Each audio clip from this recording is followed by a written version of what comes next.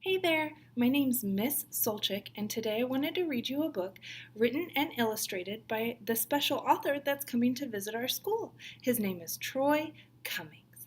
This book is written and illustrated by Troy Cummings, and it's called Giddy Up, Daddy.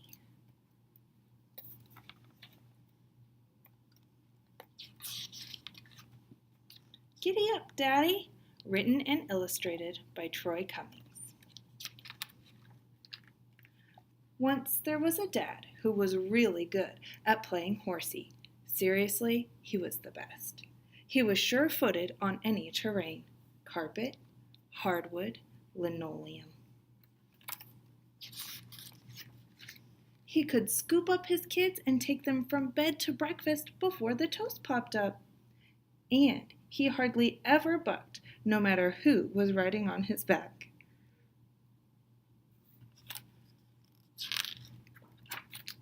One morning, while the kids were finishing eating breakfast, the dad trotted out to the backyard to practice his jumps. He was so busy he didn't notice he was being watched by horse rustlers. "What a magnificent horse," they said. "Let's rustle him." So they lured the dad away with some sugar cubes and lassoed him. The kids heard a loud whinny, but by the time they made it outside, their dad was gone. "We gotta find him," said the kids. Luckily, the dad had thrown a shoe during the scuffle. The kids were smart. They would follow his trail of hoof prints. The trail headed west. To a rodeo! The rustlers had entered the dad in a rodeo and were trying to cheat their way into first place. Right out of the gate, the dad wowed the crowd of cowboys. Then he spotted two little cowpokes sitting on the fence.